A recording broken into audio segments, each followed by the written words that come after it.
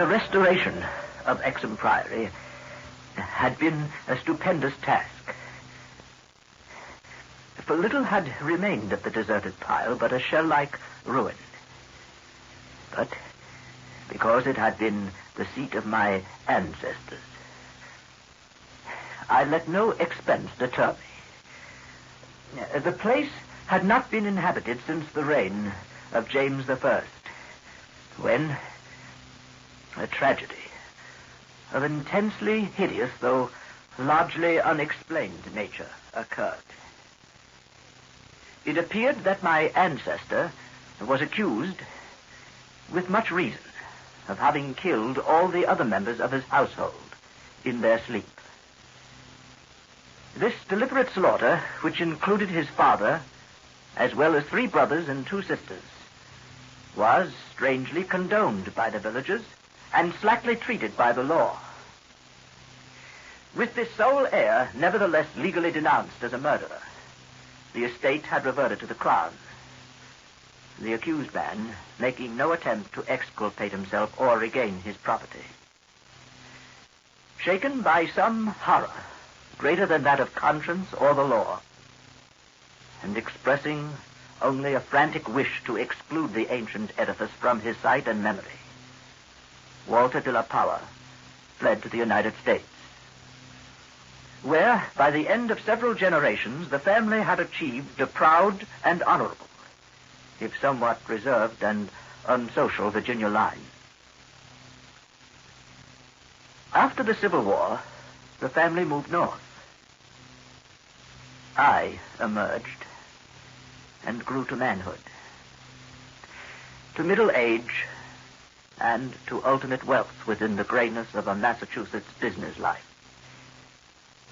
My wife, Emily, died shortly after the birth of our only son, Alfred. And Alfred, in the Aviation Corps in 1917. They both had died, leaving me old, bereaved, and aimless, a retired manufacturer. I traveled, eventually to England, eventually to Manchester, eventually to the ancient family seat, Exham Priory itself. The jumble of tottering medieval ruins covered with lichen, perched perilously upon a precipice, denuded of floors and other interior features save the stone walls and the separate towers. The priory had been allotted to the estate of the Norris family by the crown. And now, 3 centuries later, I purchased the ruin for a surprisingly reasonable figure, and resolved to divert my remaining years by restoring my ancestral home.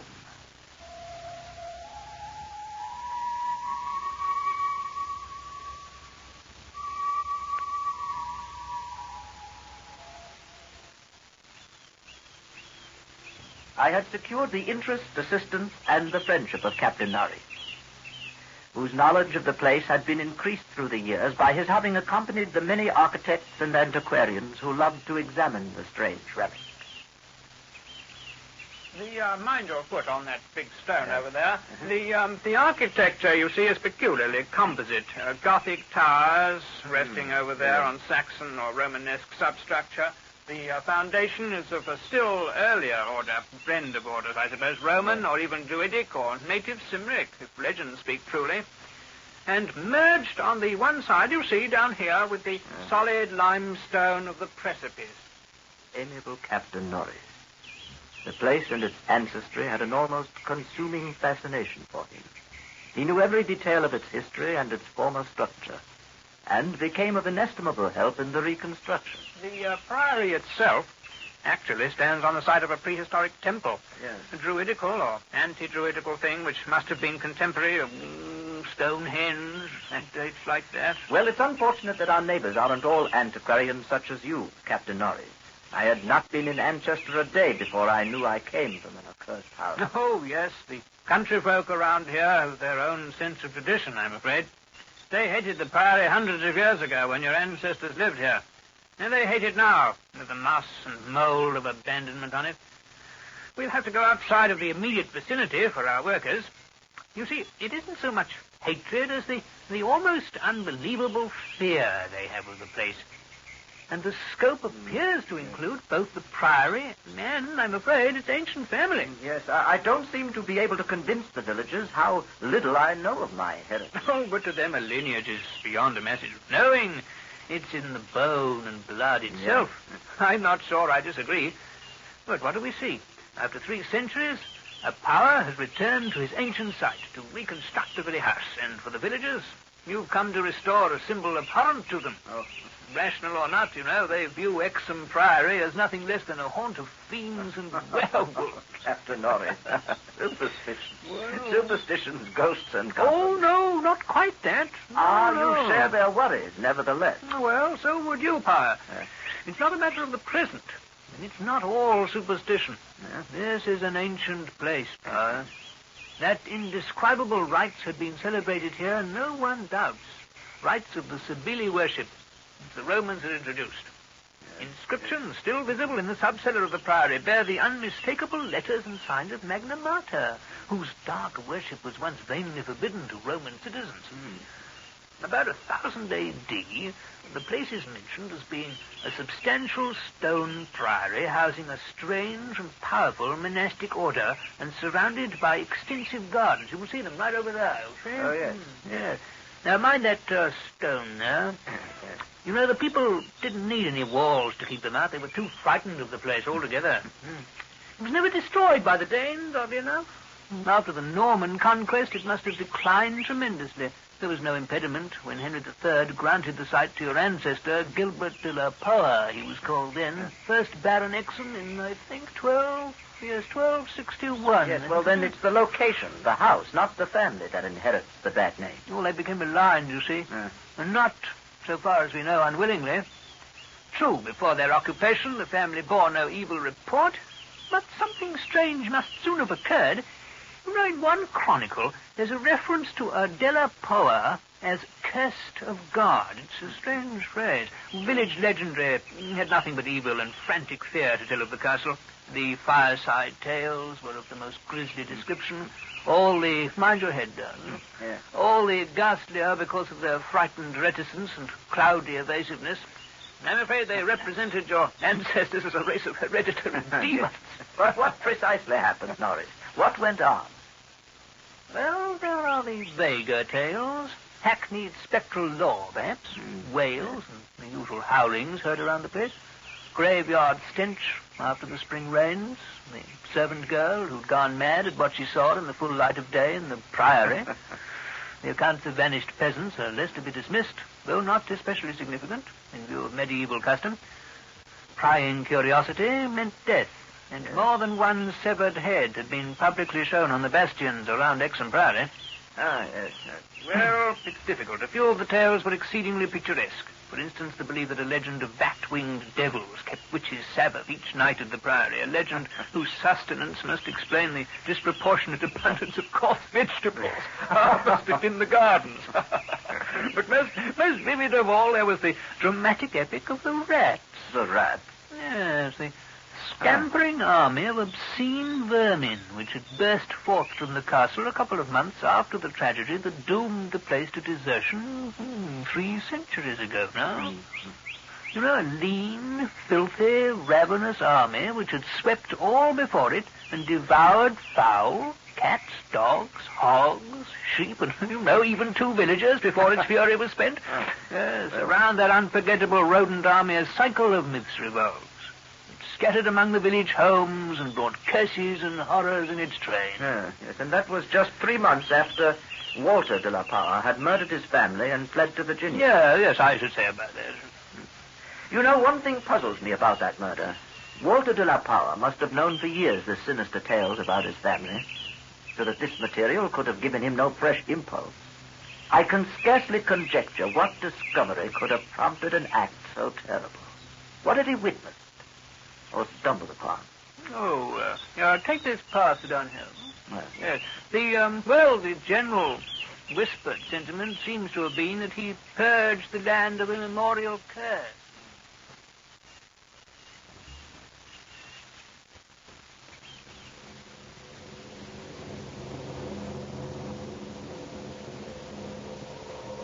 Such was the law that assailed me as I began, with an elderly obstinacy, the work of restoring my ancestral home. While living with Captain Norrie's family during the restoration of the priory, I collected many such tales of superstition or fact. But it must not be imagined that they formed my principal psychological environment. I was constantly praised and encouraged by Captain Norrie and the antiquarians who surrounded and aided me. When the task was done, over 2 years after its commencement, I viewed the great rooms with pride. Wainscoted walls, vaulted ceilings, mullioned windows, broad staircase, all there, all as it had been. Every attribute of the Middle Ages was cunningly reproduced. The new parts blended perfectly with the original stone walls and foundations. The seat of my fathers was complete. And I looked forward to redeeming at last the local fame of the line, which ended with me. The interior of the old house was, in truth, wholly new, and free from old vermin and old ghosts. The first incident occurred 6 days after I moved into the priory. That night, dispensing as usual with a valet, I retired to the West Tower chamber, which I had chosen as my own. The room was circular, very high, and without wainscoting, the stones being hung with tapestry. I did not draw the curtains, but gazed out at the narrow north window, which I faced from the canopied four-poster. At some time, I must have fallen quietly asleep, but I recall a distinct sense of leaving strange dreams.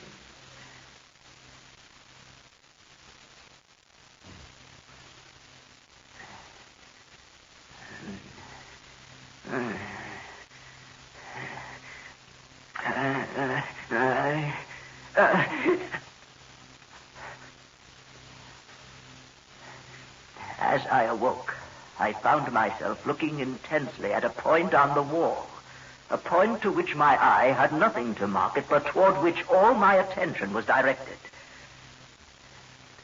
Whether the tapestry actually moved, I cannot say. I think it did very slightly. But what I can swear to is that behind it I heard a low, distinct scurrying, as of mice or rats. Then it was gone. Some sort of effect of echo, perhaps, coming from some other area of the house. There was no need of my looking behind the arras, for the walls were of solid stone, several feet thick.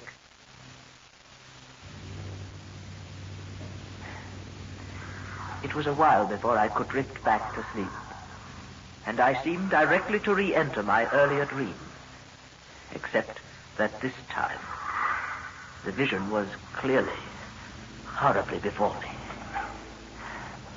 I seemed to be looking down from an immense height upon a twilit grotto, knee-deep with filth, where a white-bearded demon, a swineherd, drove about with of fungus beasts, whose appearance filled me with unutterable loathing. Then, as the swineherd paused and nodded over his task, a mighty swarm of rats rained down on the stinking abyss and fell to devouring beast and man alike. But suddenly I was awake, wide awake. On every side of the chamber, the walls were alive with nauseous sound, the verminous slithering of ravenous, gigantic rats. I could see a hideous shaking all over the tapestry. But the motion disappeared almost at once, and the sound with it. I sprang out of bed and tore aside the arras to see what lay beneath it. Nothing but the patched stone wall. I stepped out of the room and stood for a moment at the head of the great ancient stairway, listening to the house. I could hear them. I could hear them faintly at first, but coming from all the walls. And as I descended, the stampeding continued with such force and distinctness that I could finally assign to their motions a definite direction. These creatures, in numbers apparently inexhaustible, were engaged in one stupendous migration from inconceivable heights to some depth inconceivably below. Rats? When I questioned the servants, they said they heard nothing. I didn't want to alarm them by insisting. No, I wasn't dreaming, Norris. It was no dream.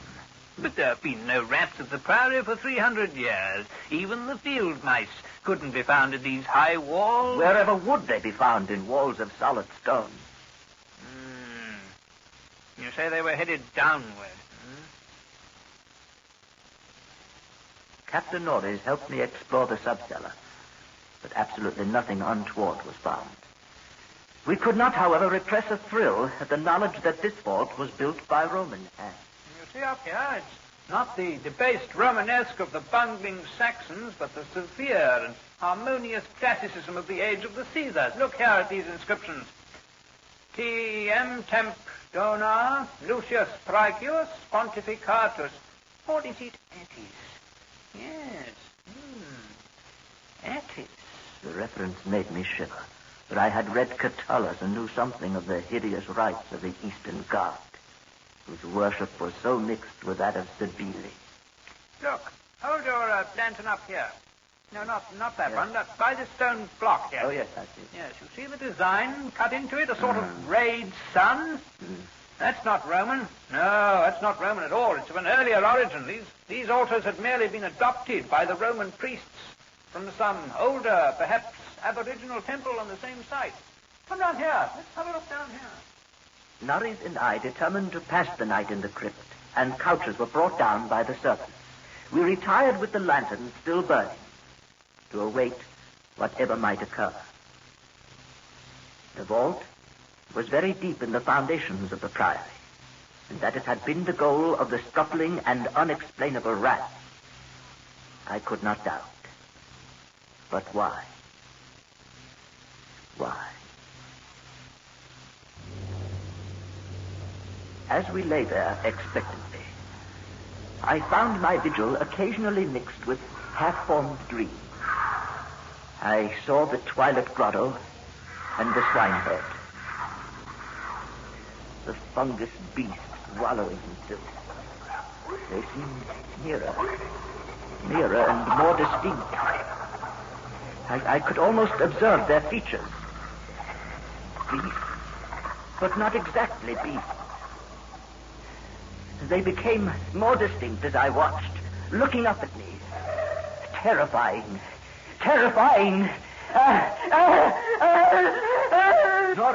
Norris, wake up, Norris. Wake up. What is it, fellas? What's wrong? Did you hear them? Did you hear them, Norris? What?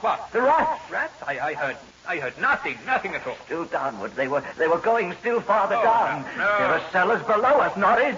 Cellars? Norris, was it hallucination? Was it madness? Why have they stopped? Why is it silent now?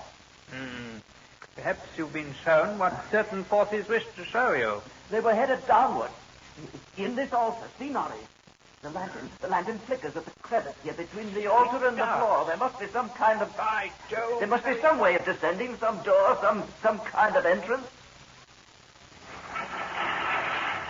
Balanced by some sort of counterweight, I expect. You see? Look here, look. Yes. The entire stone pivots aside. By Jove!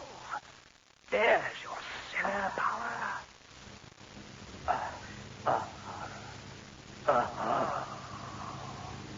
Stone steps descended into an abysmal dark, but sprawled across them as far as we could see. Skeletons, attitudes of panic fear all over them, the marks of rodent gnawing, a ghastly array of human or semi-human bones.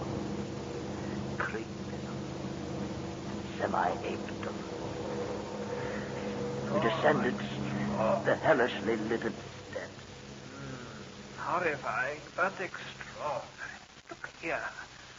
Out through solid rock.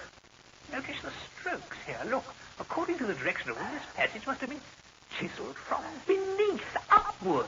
No? Look at that. You notice the air? There's a cool movement of air, probably some fissure in the cliffs above. Yes, look, Papa, the stairway ends here. There's light filtering down from somewhere up here. I can't quite see it, but... Hey, it must be morning outside. You know, almost enough light to see. It's a sort of grotto. Enormous. You can just barely... The descent from reality had almost prepared me for what was to come. Norris, when I reached him, stared out with a look resembling that of the skulls at his feet. Then I followed his eyes over the subterranean world before us. Dear God. We must not underestimate the archaeological importance of such a discovery as this. The Twilit Grotto was of enormous height and stretched farther than any eye could see. There were buildings and other architectural remains. In the center, a circle of monoliths, but dwarfed, everything dwarfed by the spectacle on the ground. An insane tangle of bones, human or nearly so. Like a foamy sea, they stretched postures of demonic frenzy, either fighting off some menace or clutching other forms with cannibal intent. Yes, these skulls suggest a rather baffling mixture. Mostly lower in the scale of evolution than Pithecanthropus, but in every case definitely human. Actually, some of them seem to be supremely and sensitively developed types. Horror upon horror. All the bones gnawed. Altars serving as butcher shop and kitchen. Mostly by rats. Cauldrons. Dining tables. Not all by rats, my Jack. Goblets brown-stained and dried. Horror upon horror. Notice the stone pens over here. For the keeping of herd, I expect, and out of which they must have broken in their last delirium of hunger or rat fear. Herds of some primordial human type. Fascinating. And there are a row of cells nearly rusted through. Their tenants still locked inside. And on the bony forefinger of one, a steel ring with my own coat of arms. Strange ideographic carvings here on some of the skulls. Here, look at this, Pa. You know, I believe they're Phrygian in origin. Cases of formally arranged bones with parallel inscriptions in Greek and Latin. Still downward, I could hear them. Where else could they draw me? Across the grotto, carrion pits of sawed bones, picked bones, open skulls, nightmare chasms, unhallowed centuries grinning their unnameable fancies.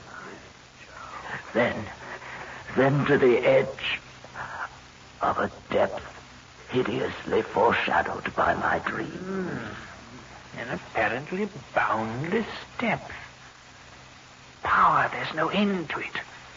A great mouth, lined with human debris. Spewing, swallowing, yawning out from the primordial. Power, stay out of it, man. The rats, questing new horrors, determined to lead me on. I ran, following them.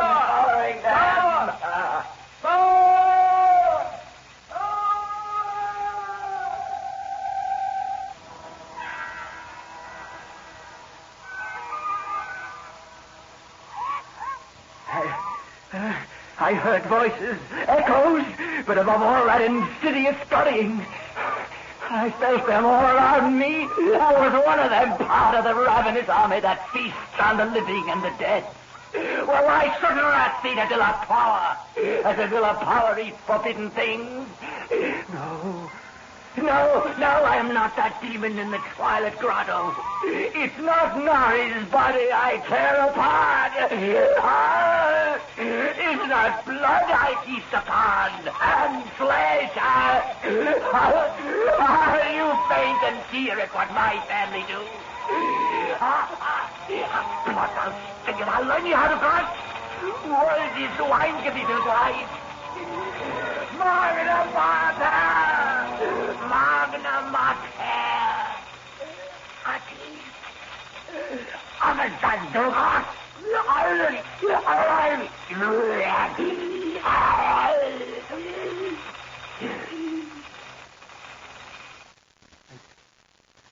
That is what they said. I said when they found me in the blackness, over the half-eaten body of Captain Norris.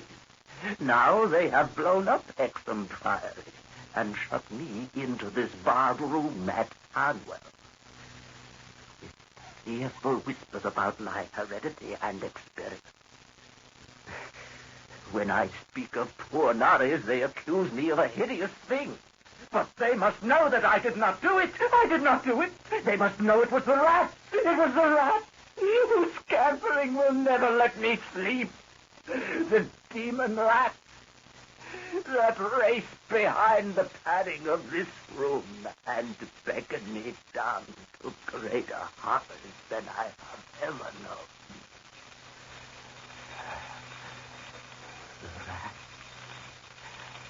The rat they can never hear.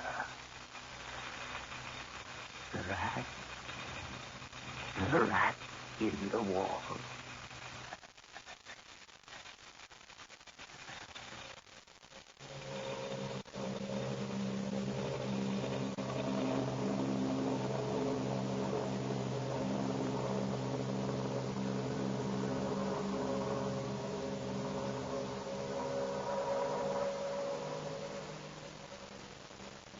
That was The Rat in the Wall by H.P. Lovecraft. The part of Captain Norris was played by Bernard Mays, and Powers was played by your host of Black Mass, Eric Bauerfeld. The technical production was by John Whiting. And now, good night. Spooky Ventures is the home for spooky content and spooky merchandise on the web. Check it out today at spookyventures.com. And remember, always keep it spooky.